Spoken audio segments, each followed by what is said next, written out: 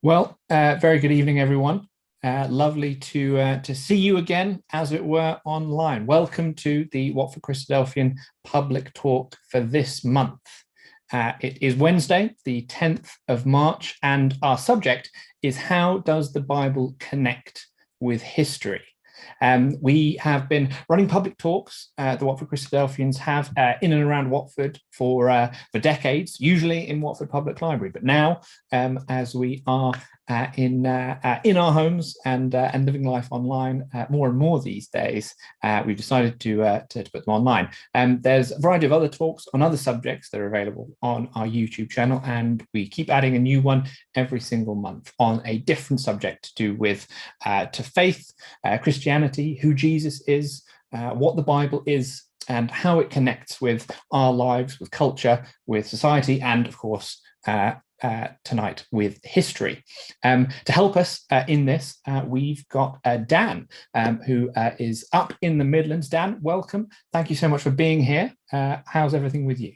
Hi, Josh. Thank you very much. It's really nice to be able to come and chat with you about this. I'm doing well, thank you. Yeah.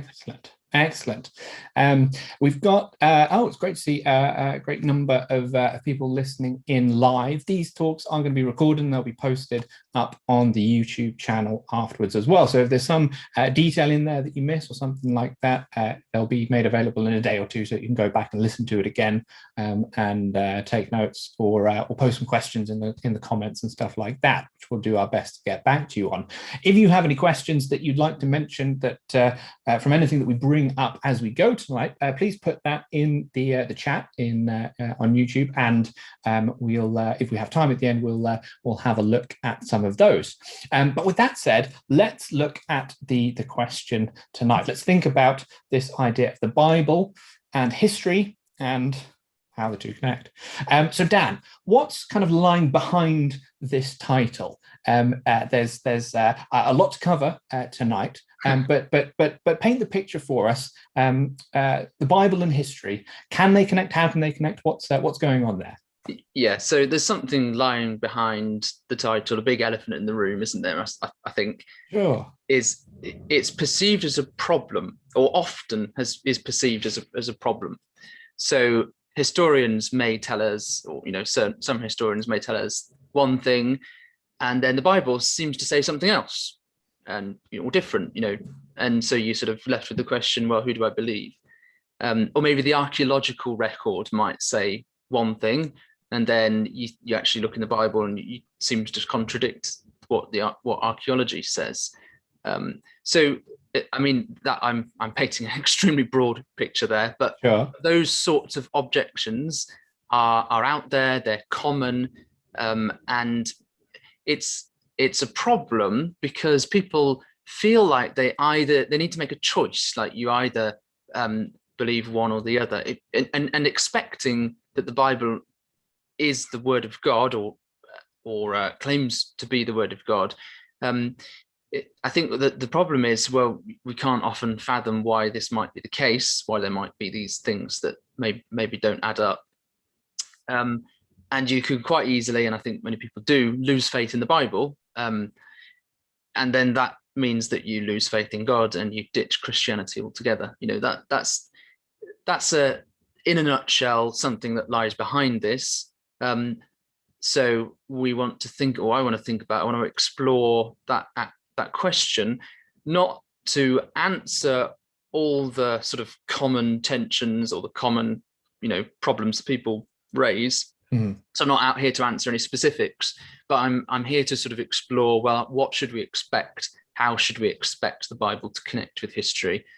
And hopefully draw a few sort of conclusions and see what we find. Okay, great. Okay, so that's the roadmap ahead of us. How are we going to address these things, this tension, or how these two things link up together? How are we going to do that tonight? Yeah. So the main focus, first of all, is you're going to think about exactly what the Bible is. So that's what I want to do. I want to think about what the Bible claims to be and what it actually is, before we even think about history. There'll be a few sort of examples thrown throughout that as we do that. Right. But then I'm just going to take two examples. that's all after that. So there's really two sections for tonight. So Okay. what the Bible actually is, and then a couple of examples. I'm going to think about something specific from the book of Acts in the New Testament, and try and see how that connects to history. And then I'm going to turn to the Old Testament and just consider the book of Esther in a very sort of general terms. So something completely different from the book of Acts in the New Testament. We'll have a little think. We'll explore some of the ideas we've thought about earlier on in the evening, and yeah, see where we get. But this is it's an ambitious title this evening. Sure. And so it's not. There's so many questions that people may have about very specific things in the Bible, and maybe particularly in the Old Testament, about, well, did this really happen? Does this connect with history? What's the evidence and all that sort of thing? And I'm not going to go anywhere near lots of those different things, but hopefully, what I am hoping is that by stepping back, thinking about this in a broad sense, it will, we'll be able to frame the problem in a little bit of a better way. And I think, I believe the Bible is the word of God. It's God's message to humanity. And I don't think there's any reason to dismiss it. And I think there's a way of thinking this through which helps understand and appreciate it. So we'll see where we get to. Okay, excellent. So, all right, well, 2 examples. That sounds good. We're aiming to wrap this up at roughly at 9 o'clock, so we won't be making our way all the way through both Old and New Testaments. But one example from each sounds much more manageable. So let's get started then with your sort of first point about how we think about sort of what the Bible is. What's the Bible doing? Well, it's a book. It's a pretty big, long, old book. It's pretty obvious, isn't it, what the Bible is? Yes. You've just held it up. I presume that's the whole lot there. There we go. It's a smallish copy, but it is the whole one. Yeah. I've got a copy here as well, and we've probably all got electronic copies on our laptops and phones and devices and whatever. So you're right. Pretty obvious. It is. The Bible. It's 66 books in the Protestant canon. We're not going to get into that sort of rabbit hole tonight. So 66 books in 2 sections, the Old and the New Testaments, and yet that much is pretty obvious. And they're about things. It's very ancient. You've already said that. So they're about things that happened, a long time ago. Okay, so long time ago. What sort of a time period are we talking about? Okay, so let's start sort of backwards. So start at the end of the Bible. So we've got things like the letters of the apostles and the stories of some of the very first Christian communities. So all that, I suppose we're talking about 50 AD to 90 AD. Okay. So we're in the times of the Roman Empire. Okay? Right. So centurions. That's Caesar. Right. Yeah, all the Caesars and assassinations, things like that. And while that's going on in Britain, you've got Boudica, who was revolting. Sure. She was leading a revolt. She wasn't revolting. And so that's happening in Britain around about this sort of time period. So if you go back in time, you've then got 4 Gospels. Now, when they were actually written, I'm not claiming this is when they're written, but they're about the time period of a little bit, 30 years or so before the letters and those things. So they're about the man Jesus. So we're talking about events around, 3 years or so, around about the year 30 AD. I'm talking very generally here, but that's good enough for us tonight.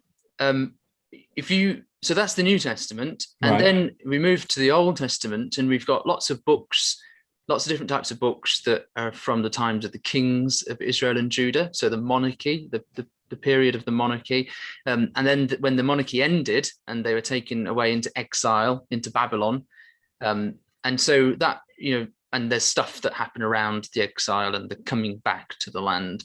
And so we're talking from sort of 1000 to 500 BC.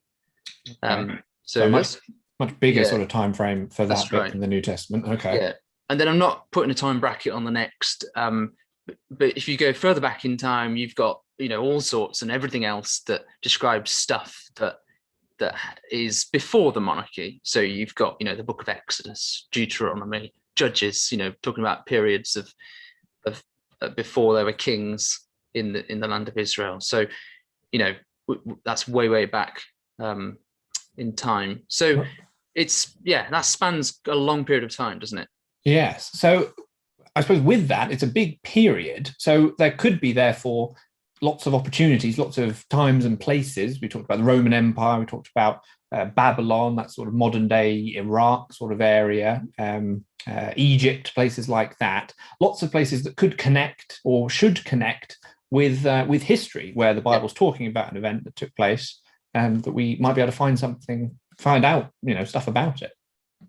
Yeah, absolutely right. And you do, you find that there is a connection with history. I mean, we're going to see some examples, some very real connections with the time period in which they're sort of talking about the books of the Bible. But there's some really important things to note, and this is why we're sort of stepping back, and I'm not getting into the detail, because before you dive in to sort of see, okay, let's have a look and see if we can connect all these events and these books with history. You've missed a step if you haven't already thought a little bit about what the Bible actually is. So that's my section, isn't it? So we've talked about the time period and the books, the 66 books, and what time period they span. But the Bible's not just it's not one book, it's 66 books. It's a collection of different types of books. So it's a bit like a library. So it's a library with different sections, and the books are different. So you would read different types of books in different ways. So the pretty obvious example is something like the Book of Psalms, a collection of ancient hymns, ancient poems, or the Book of Proverbs, a collection of ancient proverbs, or collections of ancient proverbs that have made their way into this book.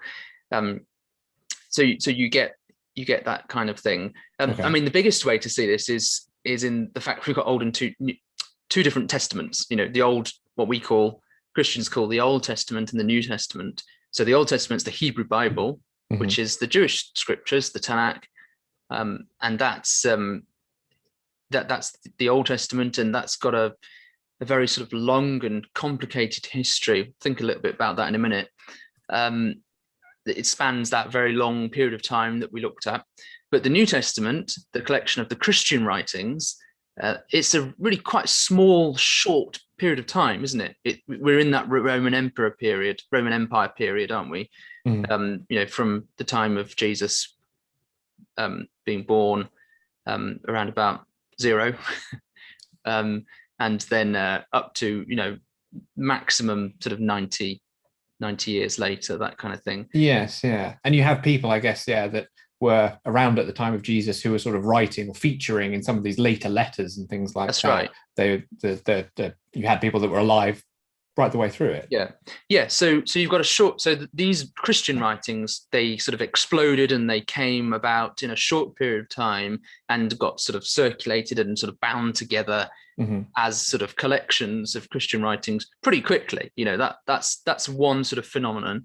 The Old Testament is very, very different in that, as we've seen, it spans, thousands or hundreds and hundreds of years. And it really has, you can see how it's been pulled together and woven together at a certain point in time when it was sort of finally kind of brought together. I'm going to think about that in a minute. So let's just park that. So Old and New Testaments, they're different. Okay, so that's one thing we need to bear in mind when we're trying to connect them with history. And then there's the things about the different genre. So I've talked about the Book of Psalms being poetry and Proverbs. Then there's prophetic books as well. So Isaiah and Jeremiah and the 12 minor prophets and things like that. And these are very different sort of books. The letters in the New Testament, again, they're extremely different from the things of words of a prophet in the Old Testament. And then you've got the historical books, so books that we'd class as historical, such as the King's Record, the book of Chronicles, which is very much a similar thing to the book of Kings, the book of Samuel, things like that. And we class things like Joshua and Judges as the historical books as well in the Old Testament. And yes, so these books, they contain historical claims, absolutely, definitely, but there's some important caveats you need to think about in terms of history.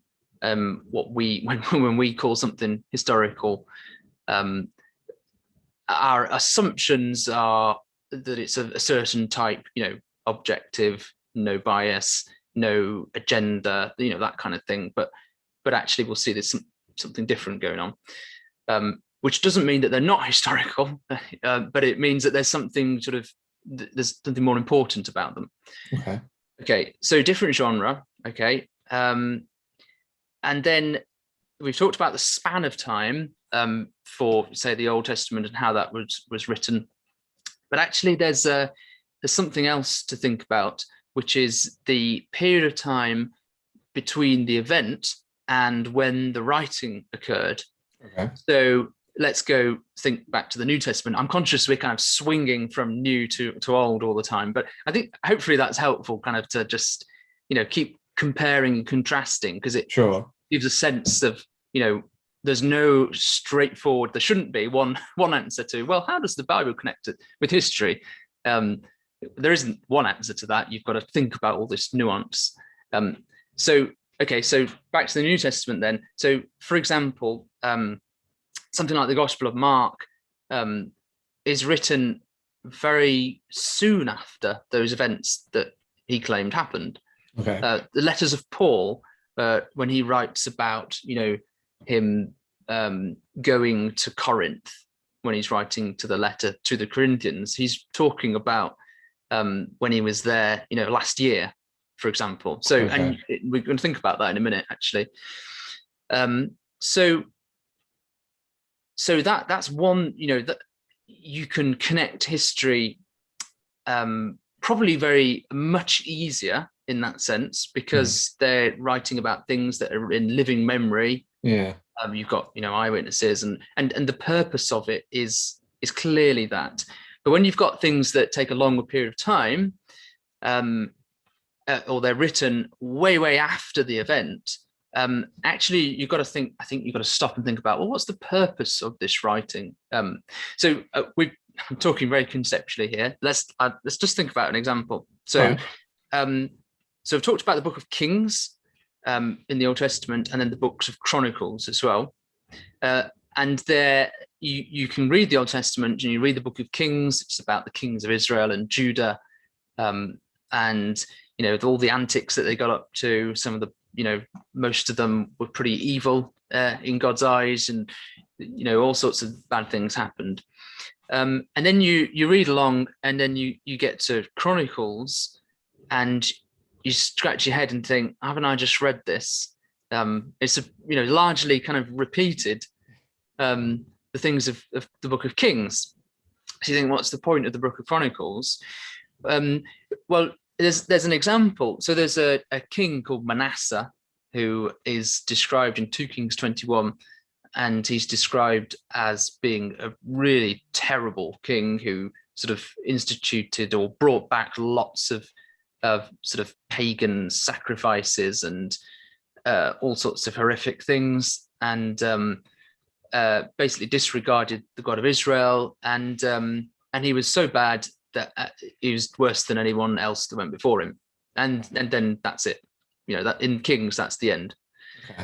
Okay, but shall we look at Chronicles, 2 Chronicles 33? Okay, just have a quick look at, because Manasseh, when it's repeated in Chronicles, there's something a bit different.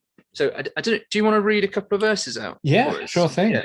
So 2 Chronicles 33 and verse. Well, I'll tell you what. If you go to verse 9 and then to the end of verse 13. Okay, sure thing. All right. So 2 Chronicles chapter 33, starting at verse 9. So it says, "Thus Manasseh misled Judah and the inhabitants of Jerusalem to do more evil than the nations who the Lord destroyed before the sons of Israel. The Lord spoke to Manasseh and his people, but they paid no attention. Therefore, the Lord brought the commanders of the army of the king of Assyria against them, and they captured Manasseh with hooks, bound him with bronze chains, and took him to Babylon. When he was in distress, he entreated the Lord his God and humbled himself greatly before the God of his fathers. When he prayed to him, he was moved by his entreaty and heard his supplication, and brought him again to Jerusalem, to his kingdom. Then Manasseh knew that the Lord was God. Great. Okay, thanks for that. So what you've just read out is not in the king's record. So this account of him being taken off into Babylon and then coming back and realizing that the Lord Yahweh, God of Israel, he is God. And you've got to ask, so we've got to ask the question, well, how does this all connect with history? It's talking about the kings of Assyria and Babylon, and so we're talking about the right sort of people, the right sort of people groups, and the things that happened.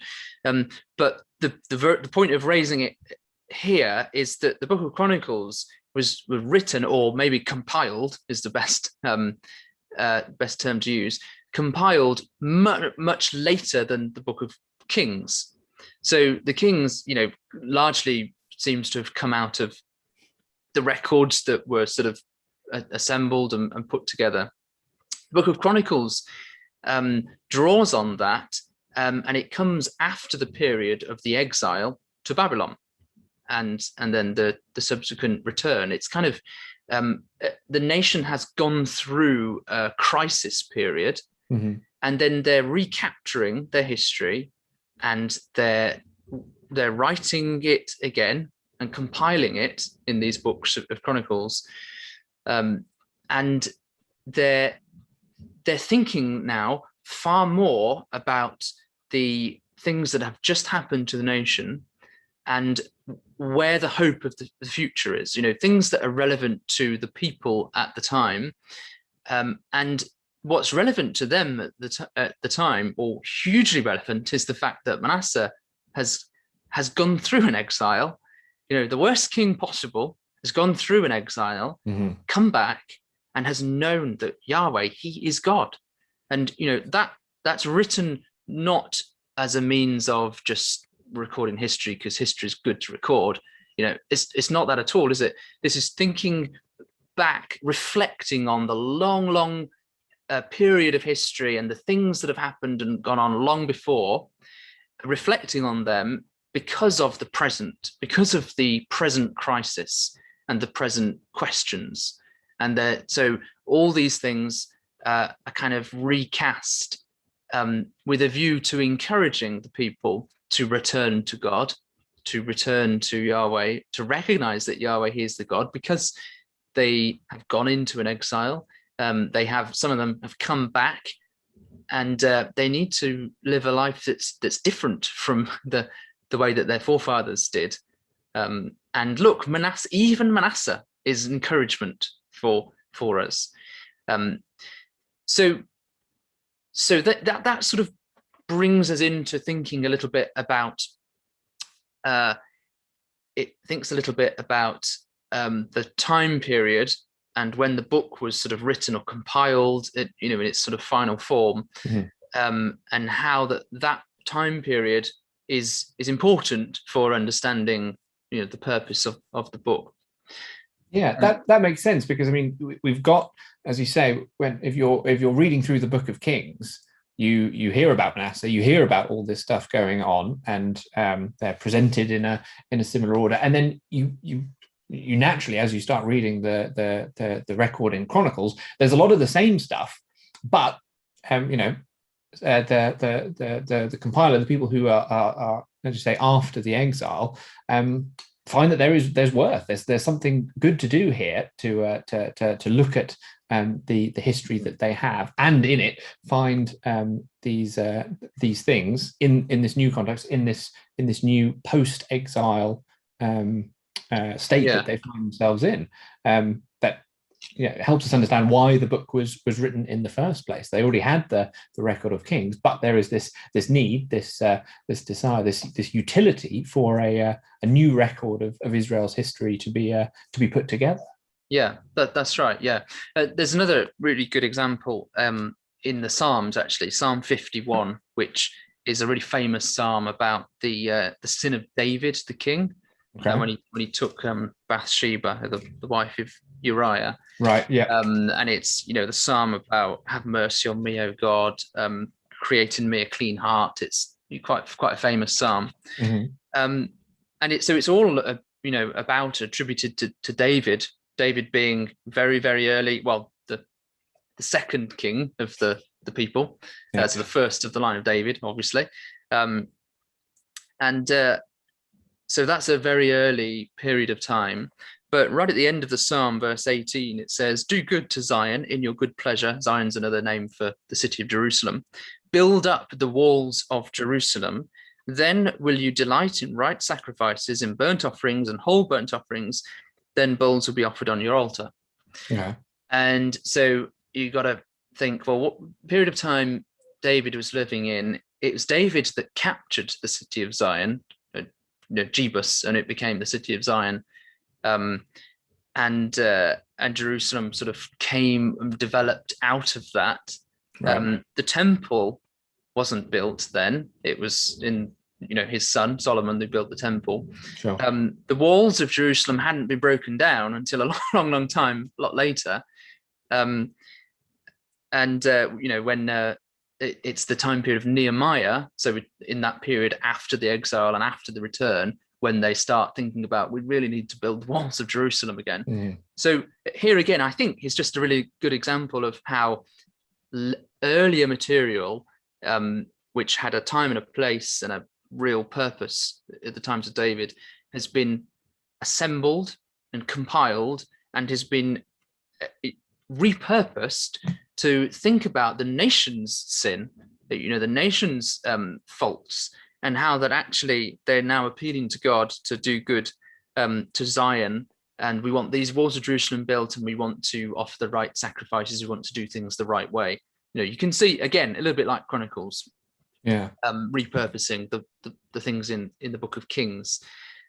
There's really good analogy for this, which is really helpful to me, which is that of a patchwork quilt.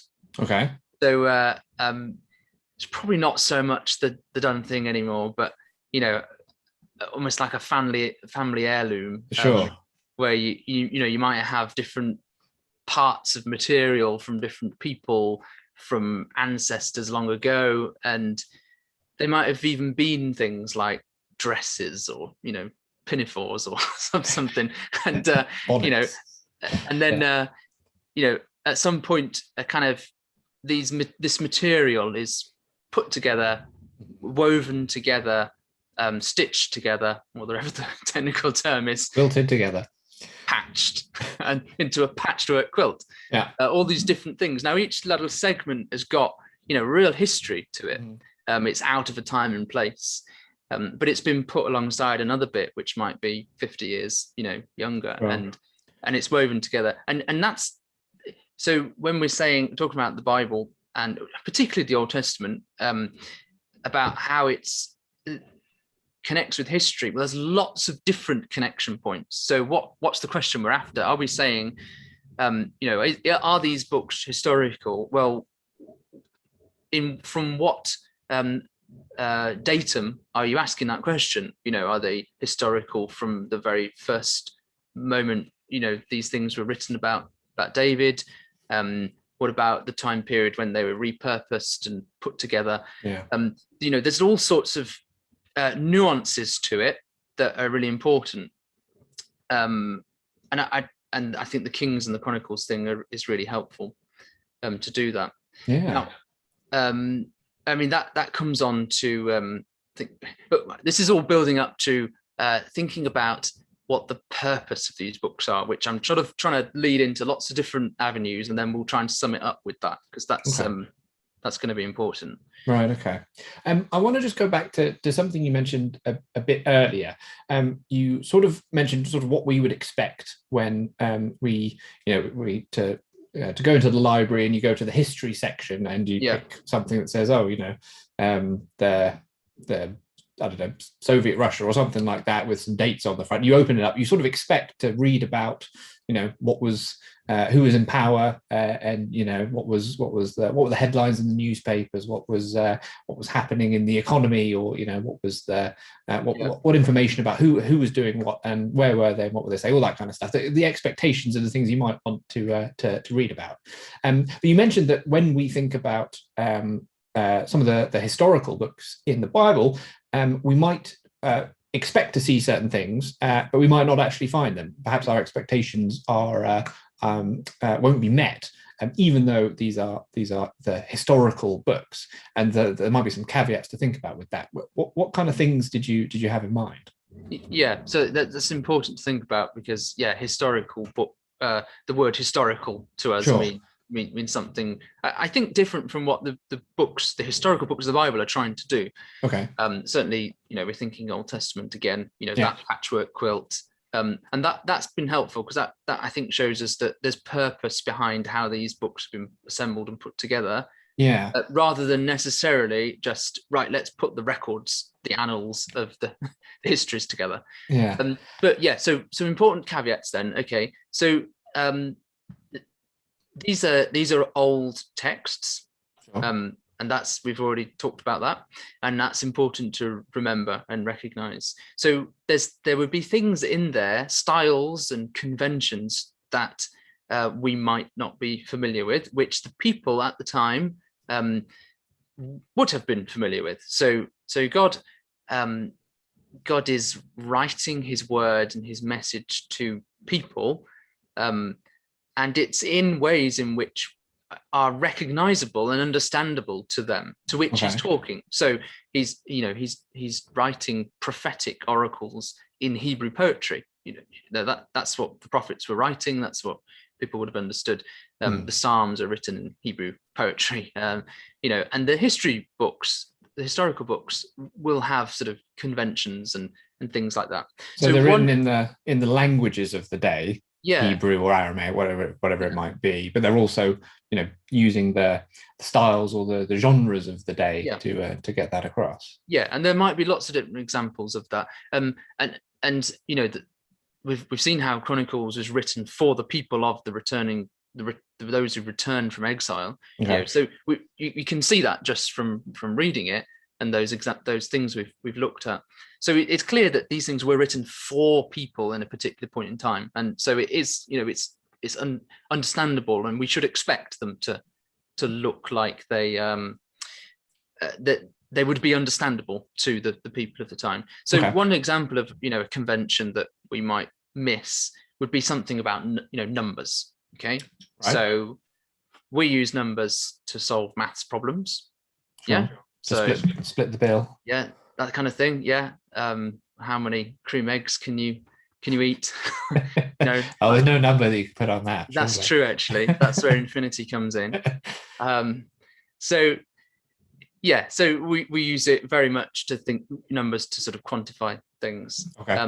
Which numbers have always been used like that. Ancient cultures use them like that, but they also, it seems, use numbers symbolically as well. Which isn't necessarily something we'd feel intuitive about. But one example is it's the Sumerian king lists. So this is in Sumeria, so not in the Bible. But the way the ages of these kings and how long they lived for are sort of extremely high numbers. But it seems like they're written, that some of the numbers were sort of more symbolic than others. So if you get multiples of 60 or whatever, then they were a particularly venerated king. If they divide by a certain number, things like that. So it's sort of age and a rating system kind of combined. There we go. Maybe that's a rating system. Yeah, so there's a scholar, Carol Hill, who wrote an article in the ASA journal, which is the Perspectives on Science and Christian Faith. She wrote a bit about that if you want to go and search that out in December 2003. But she talks about how that one of the religious considerations of the ancients involved in numbers was to make certain that any numbering scheme worked out numerologically, i.e. that it used and added up to the right numbers symbolically.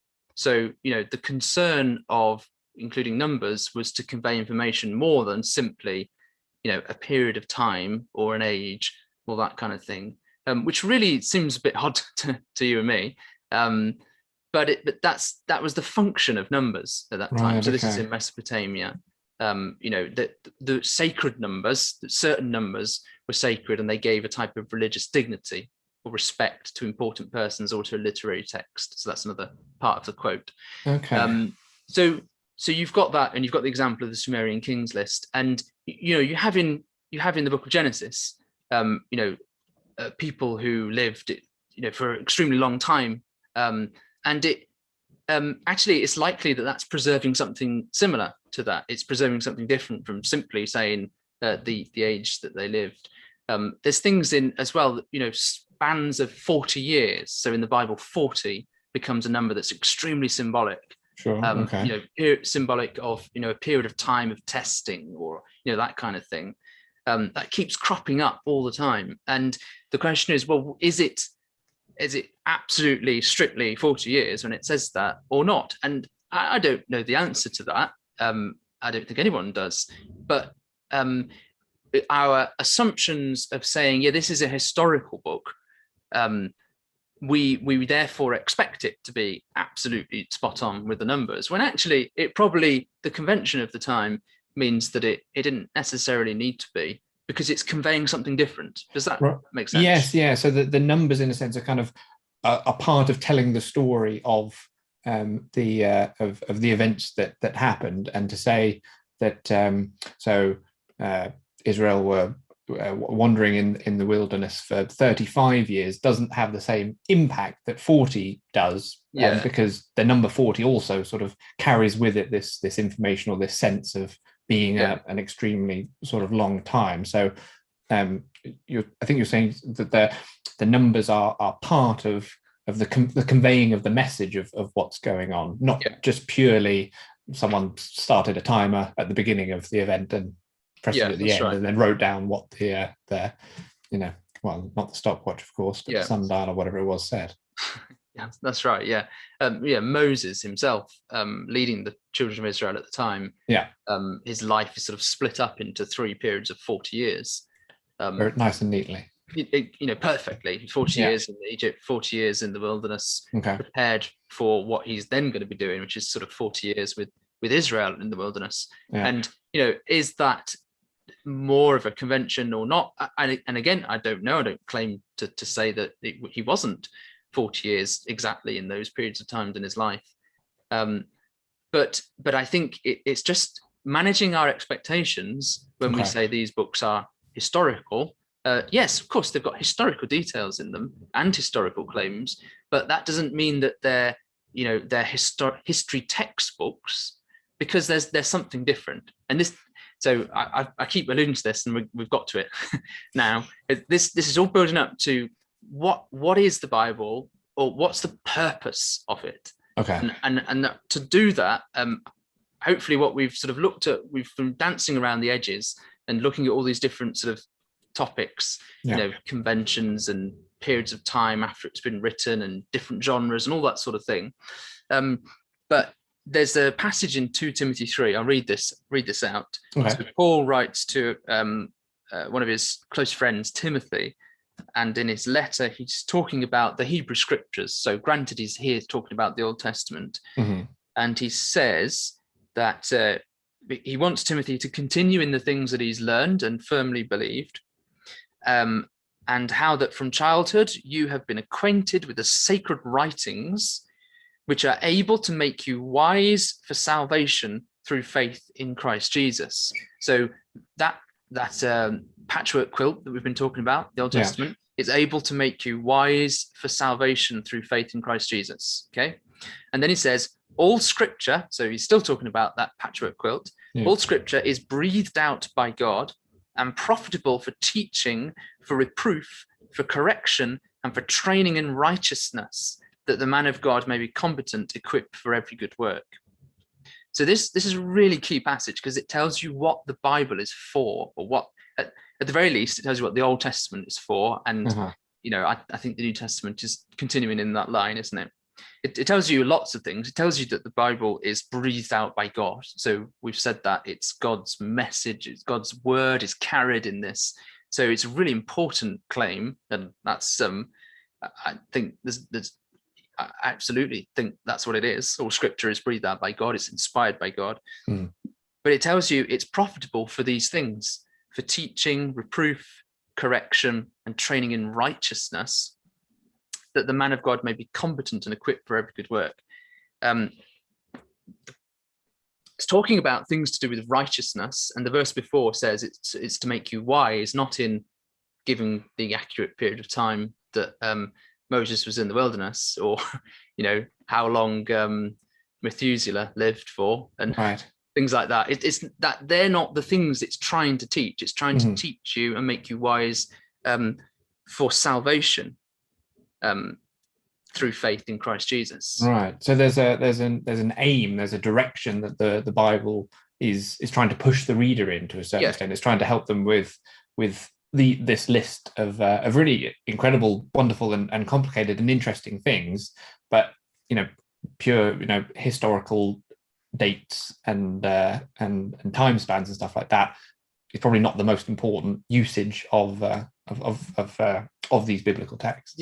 You'd be using it as a wrong tool if you pick the Bible up to construct a chronology of the world, or chronology of the Exodus period, or the pharaohs, or indeed a chronology of the Herods in the time of Jesus. Or it's not, it isn't intentional to give you a detailed and a list of those things. Now that doesn't mean it's not historical at all. It doesn't mean that there isn't historical basis to the Bible at all. And it's undeniable that so much of the Bible has been verified. You just have to walk through the British Museum to see such a wealth of stuff that connects with the Bible, and it connects the Bible to history. So that's the sort of stuff that we could have looked at in detail and just gone through list of lots of different people. Here's a Roman emperor bust. Here's a winged lion from Assyria. Here's the Ishtar Gate, if you're going to go to different museums around Europe as well, which you can do in virtually while you're in lockdown. We could have gone through list by list of all those different items, and that's valuable. It's a really good thing to do. But if you've gone through that and you haven't yet thought about what the purpose of this book is, you might go through all that, and then you might still have 5 or 10 things at the end of your list which haven't been verified, and or might seem to still be contradictory. So you might think, there are all these 50 or these 100 different things that we've looked at which connect to the history accurately, and yet here's some that we're really not quite sure. The archaeologists are saying this thing, and the Bible seems to say this, and actually that can still mean that you choose to chuck the Bible out, because you only need one problem for it to all fall down. Whereas actually, if you've approached it first by understanding what the purpose of the Bible is, which hopefully I've managed to sort of convey some ideas across to that, and how that it's such an amazing purpose, and how it connects to wisdom, to do with salvation and righteousness and faith in Jesus, that actually when you go through that list and you see all the connections with history, which is brilliant, and then you come across some which might not connect, you you're less likely to chuck it all out, because you think, well, actually, there's some options here. Some options are, well, the archaeologists have got it wrong, or the options are the purpose of this text might be different from my expectations. Mhm. So we need to think that through. And so that's why I think it's helpful to spend a bit of time stepping back and thinking about those things. Right. Okay. So there's two main points that we've kind of looked at. We've looked at what the Bible is. It's like a library. It's like this patchwork quilt. There's different parts. They were written in different styles, different languages over a big period of time, but stitched and woven together. They were carried by the people of Israel. They were used. They were useful. They were brought with them in their travels in and out of exile and everything. Then there's the second half. There's our approach to the Bible. We've got to go in aware that we might be projecting ideas of what good history versus bad history or something like that might be like, and so we've got to be sensitive to that and aware that it might not line up with our immediate sort of modern expectations to a certain extent. So those 2 points, I think, are really helpful. With that in mind, then, should we have a look at some examples? We'll sort of put this to the test. Yeah. So let's just think about these two examples I had in the last sort of 50 minutes or so. Mm-hmm. We'll think about these. So the first one was the Book of Acts, and something very specific within that. So just very brief overview of what the Book of Acts is. It covers events that happened soon after the life and the death of Jesus, and it's motivated, or the things that happen in the Book of Acts are all motivated by the claim that Jesus has been resurrected from the dead. Okay, so that is a historical claim. Mm-hmm. That's a claim that something amazing and unique happened in history. Okay. So I suppose we'd hope then that if Luke's going to make the writer of Acts is going to make this big, amazing historical claim of someone who was dead rose back to life, we'd hope, certainly, I suppose, for some historical accuracy across the board in other areas as well. Yes, you would. Yeah, and then you said about Luke there. I mean, Luke, the book of Luke, the Gospel of Luke, is written by the same author as the Book of Acts. Whether that's Luke or not doesn't really matter. It probably was, as far as I'm concerned, but it doesn't matter. People can debate that, and it's meaningless really to our purposes, which is that the author claims that Jesus was resurrected, and then he's making lots of different claims about the movements of the apostles, specifically the Apostle Paul, about where he goes and travels around different parts of the Roman Empire.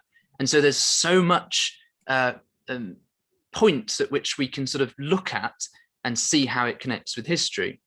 And so all the stuff we've done before, we can see that actually there's quite a lot riding on the connection with history. Not that Luke is trying to give you a history of what Paul did.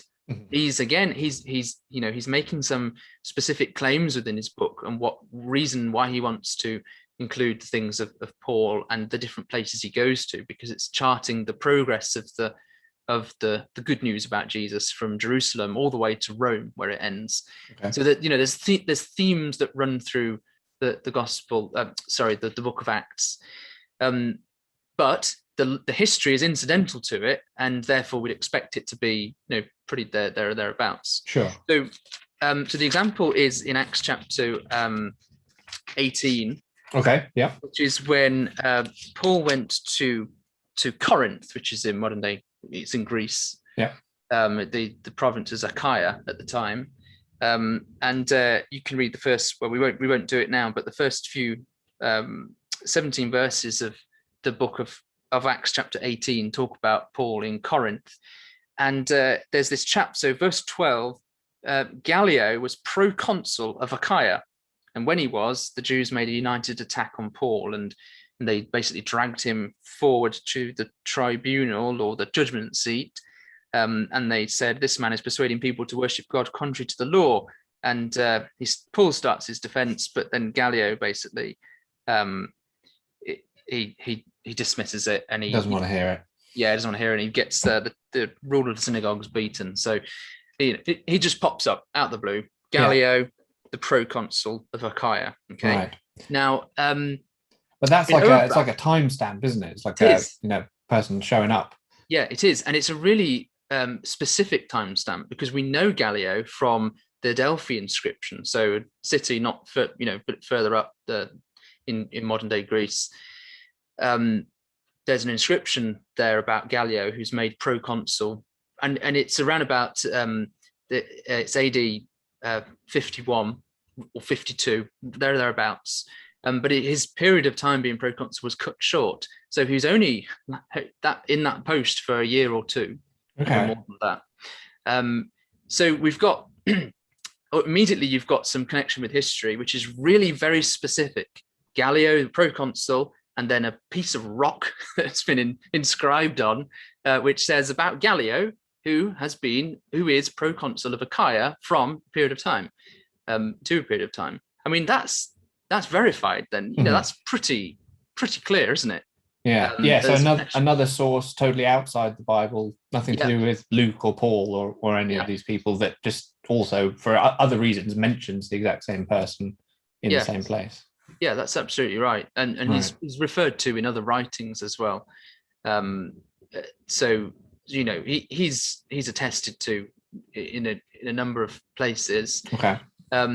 It talks about him being on the judgment seat of the tribunal, and there that specific judgment seat sort of building has been discovered and partially uncovered in Corinth. So you can see exactly what would have happened. We know a timestamp. We know when this happened, and it's what better connection with history do you want? This is just one little example. Sure. It becomes quite a crucial example, or crucially in terms of sort of dating Paul's activities. But I think it shows that the writing of the Book of Acts it's not fantasy, is it? It's extremely rooted in history at the time. I mean, when Paul moves around to other parts of the Roman Empire, different cities, the administrative functions of the people, they change. So here we've got a proconsul in charge, and then in other parts of the cities, there's different people who are in charge with different titles, and they match what we know about the rulers and the administrative functions from secular sources as well. So we're talking pretty accurate here, actually. Right. Okay. So because we've got this these stamps or these mentions of specific types of things, I suppose it gives us a bit of confidence in that sense, because people at the time who were reading this, who weren't Christian, let's say, but maybe they were being preached at or something, and they could say, "Oh, that wasn't true because I was there, and Gallio wasn't proconsul," or something like that, or "Oh, you've used the wrong name to talk about the judgment scene. I'm a Corinthian. I know it was actually called this," and sort of pick apart, I suppose, these not incidental details, but details that aren't necessary for the learning about what Paul's message was or something like that. Okay, so that sort of gives us some accuracy that's interesting. Is there any way to kind of test this this idea out? Yeah, so there's something else we can sort of date Paul's time in Corinth. Gives you another sort of bracket to try and work this out. Right. And it's in Acts 18, and at the start where it says Paul left Athens, went to Corinth, and he found a Jew named Aquila, a native of Pontus, recently come from Italy with his wife Priscilla, because Claudius had commanded all the Jews to leave Rome. Right. Okay. So there's a lot more historical data. Yeah. Lots of claims. And again, this isn't the main focus of the story. This isn't trying to tell you what the Emperor Claudius did and when he did it and why. It's just there in the background. But there's something again to test. So other historians talk about what the Emperor Claudius did, but the Jews, and Suetonius writes that since the Jews constantly made disturbances at the instigation of Chrestus, he, the Emperor Claudius, expelled them from Rome. Now, Okay. there's all sorts of debate and talk about what he actually means. Who is this Christus? Is he referring to Christ? And is he talking about Jewish Christians who are causing disturbance? Or is he talking about Jews disturbing the Jewish Christians because they weren't very happy about their conversion or their acceptance of Christ? And so there's lots of riots, and Claudius just said, get out, because he didn't want that happening in Rome. Yeah. We're not quite sure, but here he's expelled them from Rome, and there's the period of time when it could well have happened is the period of time when Claudius was emperor. Now there's no exact dating going on there, but sure. I wanted to, this is so easy to get wrong, isn't it? There's lots of moving parts. Yeah, okay. and yes, multiple sort of windows that gets sort of smaller and smaller as you kind of add them up. I guess that it has to fit in a very specific time frame to fulfill all these different criteria. It'd be much easier just to not mention any of them, and then you wouldn't need to worry about the details so much. Yeah, that's right. Yeah, I mean, again. So this isn't out the Book of Acts isn't out to tell us exactly the timeline of Emperor Claudius or anything else, but there's so many points at which it could get things wrong, and actually it's got everything right. It's got the people in the right sort of place. It's got Claudius, it's got the banishment from Rome of the Jews, it's got Gallio but the right moment in Corinth. So there's sufficient grounds for thinking that the connection between history and the Book of Acts, and therefore the Book of Luke, is actually really quite high. Okay. So that there's good grounds for thinking that. Now, granted, that's one tiny little segment of the Book of Acts. I've not even thought about the Book of Luke or any of the other Gospels, but it's just one really good example, just to sort of show that you're in a fantasy world if you start claiming that the Bible is sort of made up myth, and there's no connection with history, and the gospel writers didn't know what they were talking about, and there's a whole other shed load of material that is great to go through, thinking about things like the names in the Gospels and how they match secular sources of names that we know about, the common names, the places that are referred to, the types of trees that are referred to, and all those sorts of little incidental details you can look at and say, the connection with history is extremely high. Things that would be so hard to get right if you were writing it 100 years after the time and you weren't from the location or something like that. It's local knowledge or eyewitness kind of things that would be picked up. So again, this isn't a history book of the Roman Empire or history book of Paul's journeys or anything like that, but it shows you, I said when we started this example, it's all based on the claim that something's happened in history that's quite extraordinary, which is Jesus being raised from the dead. So you would expect, you'd need a high degree of sort of historical accuracy to sort of start taking that seriously. And I think you've got it. Without a doubt, you've got it enough to start taking that seriously, with the Acts and then the Gospels as well. Right. Okay. So you can apply this model to lots of parts of the Bible, and you'd see lots of these sort of incidental details. You can go to the monarchy period. We've talked about wandering through the British Museum and seeing loads of connections. You'd see seals from the time of Hezekiah. You'd see all sorts of different things. That correspond and show that the incidental details are all there. They're right. It's not trying to teach you a detailed history, but there's no reason to suspect that there's some kind of fraud going on or some kind of, complete and utter fabrication. Right. Okay. So, all right. So I want to, conscious of time, I want to try and bring this together and think about the summary of what we've been looking at. We've been thinking about what the Bible is, about how we need to approach it with open eyes and understanding and sensitivity to what the Bible is, and then we've looked at some really great examples in Kings and Chronicles, now in Acts, how there's not a one size fits all sort of answer. It's not a simple question that can be asked in exactly the same way for every part of the Bible. So you've made things a bit more complicated, but I think in a really positive way. That's sort of my my take on it. Sure. Yeah. It's different, isn't it? So there's lots of different answers that you need to give and think about for different parts of the Bible, depending on what you're looking at, really. I think that's right. It's a lot more nuanced than a simple, straightforward answer. Sure.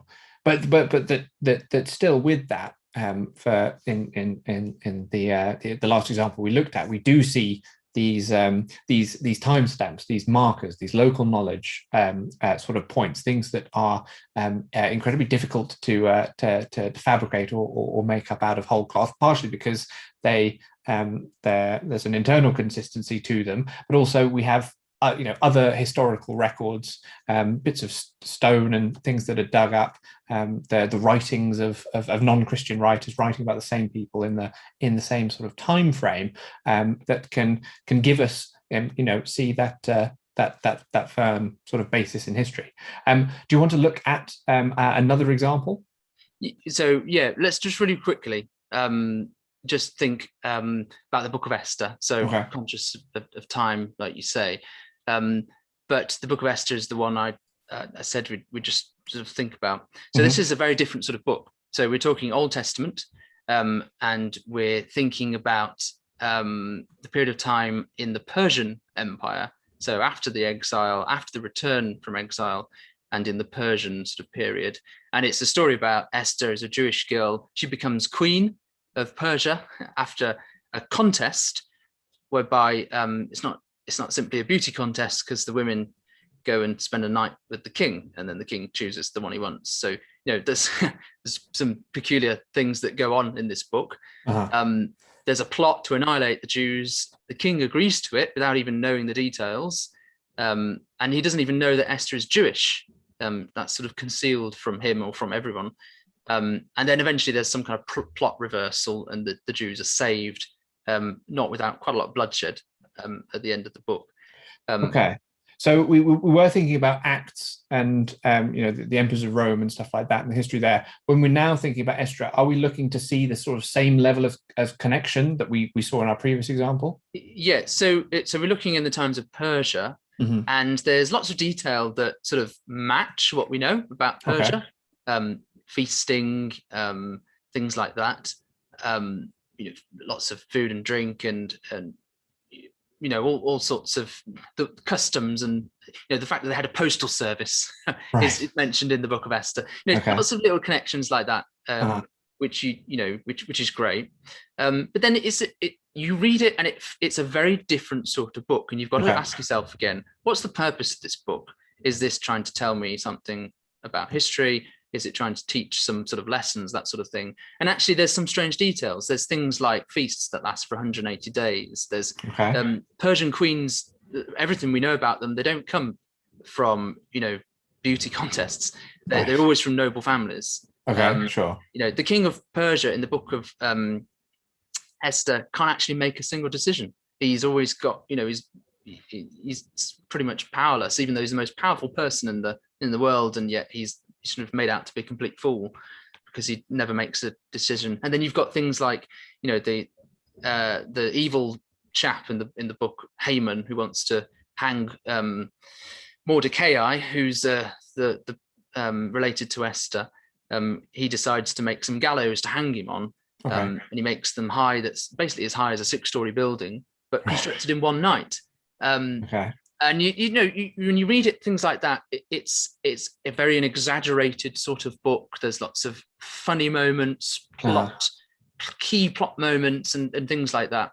And that's led, that has led people to say this is a fabricated story. This is not history. So one key scholar, Adele Berlin, she's clearly made up her mind on that. And she says the distinction between history and story, which is such an important issue for us, it would not have engaged readers in the Persian period in the same way as it does us. To the ancient reader, an imaginative story was just as worthy or even as holy as a historically accurate one. So to declare Esther to be imaginative does not in any way detract from its value. Okay, so she's talking a bit about that. Now, for my purpose, I don't want to say one way or another whether or not those sort of details, strange details, can be sort of worked out. Okay. And I don't want to point out or stake a claim as to whether it's imaginative story set in Persia with the incidental details kind of right, or whether or not actually there is a historical core to the story. But I want to point out something that's different from the claims we were looking at in Acts, because this is a very different sort of thing. If it turns out for some reason, somehow, that you can work out that it's completely fabricated, this is a story, not in history, does that affect Christians' faith? Should it take away the Bible's claims about itself? Does it contradict 2 Timothy 3 that we looked at? Does it mean that Jesus is not resurrected? And the answer to all those is, well, not at all. We've looked at what the purpose of the Bible is. So the purpose of the book of Esther is clearly to teach something, regardless of whether it's historical or not, in that sense. Yeah. And it's not based on the claims that Jesus has been resurrected in the same way that, say, the book of Acts is. So I bring this example as a antithesis to what we looked at in Acts, and an example of something that could be a challenge. And if you wave around Esther and say, look, here we go, the Bible's fabricated, it's myth, it's a story that's made up, it can't possibly be real. Well, actually, that doesn't take away from the Bible's claim at all, even granting that the book of Esther, could be imaginative, story. Right. Okay. So does that make sense? Yes. Yeah. So it's a different book with perhaps a different motivation behind it. We looked at that. The reference from Paul's letter to Timothy that says that the Bible has the power to do something to the person who's reading it. They're going to think different. They're going to be trained. They're going to be improved and strengthened, and with the aim of all this stuff, the direction, the movement is all towards righteousness. That's the end goal. It's not purely just to convey a big long list of dates and times and places and longitudes and latitudes. That's not the aim of what it's setting out to do. And so when we approach a book like Acts, it's doing something different to what Esther's doing. And if you're interested, the book of Esther seems to be doing is exploring assimilation and whether or not the people ought to be assimilating and being like the Persians, and do the Jews in Susa end up like the Persians at the end of the book, like as the Persians were at the start, and are they seeing the hand of God at work? God's not mentioned in the book at all, but are they seeing God? There's so many really fascinating theological sort of things that it explores in that book, irrespective of that sort of historical question. Not saying it's not at all, but it's very, having asked those questions at the start like we did, I think it's much easier to look at something like that and not feel that same challenge and threat to faith, and having gone through something like the book of Acts and seeing that there's huge amount of correspondence with history, again that can be extremely beneficial. That's helpful, I think. It's probably easier for a book like the Psalms or Proverbs, for example, which are very clearly set. I mean, even physically in most Bibles, they look different when you read them on the page. The lines are much shorter, they might be centered and all those kind of things. You think, yes, this was set to music, so it looks this way. Whereas perhaps if you're not approaching these texts in this way, you might just look at the book of Acts and the book of Esther. Well, it's talking about some people and their actions, and you would read them in exactly the same way. But what you're saying is we have to be sensitive to what the aim and the drive behind these books were and how they're achieving that. And it could be in quite different ways. So I suppose that in summary is saying that yes, it's just more complicated than just reading each book of the Bible in exactly the same way and expecting to get the correct result. Instead, as you say, it's this patchwork, different materials, different colors, different shapes, different sizes, all that sort of stuff. So it's much more complicated than just approaching it with a one size fits all sort of approach. And beautiful as well. Right, yes. Is fascinating, beautiful, and conveying God's word all throughout that, which is it's absolutely wonderful. It's really, really, really powerful. Right. Okay. So how would you sum it up as we begin to close? What would you like to sort of to leave us with? I suppose. I think you've already done that. I just want to, how does the Bible connect with history? In many, many ways, many different ways, and many exciting ways. Okay. And you can't wave things in the Bible that look like they're fabricated and say, there you go, it's a load of hogwash, let's throw it away. Sure. That's the completely infantile way of approaching the Bible. But there are there's parts that we need to pay attention to, the genre and the purpose for what it's writing, that will help us distinguish between the important sort of historical claim of Jesus, being the man dying and being resurrected on the third day, and all the things associated with him and the time and place in which he was born and what the apostles did in the time after him.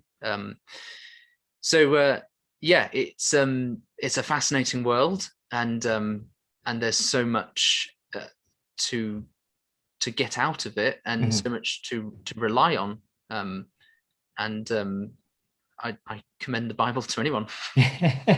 Yes, to read it sensitively, and I suppose to read it seriously, to not be willing to dismiss or only focus on certain parts, but to try and appreciate, as you've I think really brought out to us, the complexity and the beauty, the seriousness and the importance, and the sort of the greatness of all of these different texts that have been so important to so many people over such a long period of time.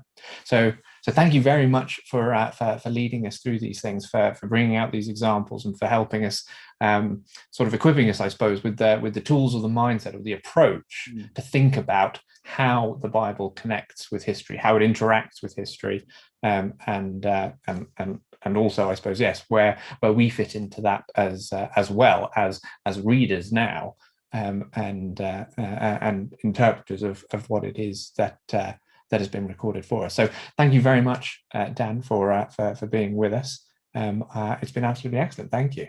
Yeah, no problem, Josh. Thank you. All right. So that is probably going to do it for us this evening. Thank you very much for those of you who have joined us on the live stream. I hope you enjoyed it, and if there are parts that you'd like to go back to and refer to in a day or two, this will be up on the YouTube page for you to view back at your leisure. In terms of next steps, perhaps, if you want something more, we do have a talk coming up in a month, which I'll talk about in a second. But Dan actually has a really great website that looks specifically at sort of how the Bible's claims about the resurrection interact with history and how it connects with history. It's theholeinhistory.com. That's the whole, HOLE, in history.com, talking about the resurrection of Jesus and sort of historical evidence, how to approach that and how to think about that historically. So if you're interested in that, check out that website. Next month, the 14th of March, again, streaming on the YouTube channel here at 8 p.m. We've got a speaker coming, joining us digitally, obviously, from America, not breaking any travel bans and exemptions to get him to join us. But John Launchbury is going to be speaking to us from America about the subject, what is the meaning behind the crucifixion? So Dan's website, theholeinhistory.com, would be a great place to sort of to get you set up for thinking about the meaning behind why Jesus was crucified. So thank you very much, Dan, again, for being with us this evening. Thank you all for joining us. Stay safe, keep washing your hands, and hopefully we will see you next month. Okay. God bless everyone, and Thank take you, care. Josh. Thanks, everyone. Bye. Thanks, Dan.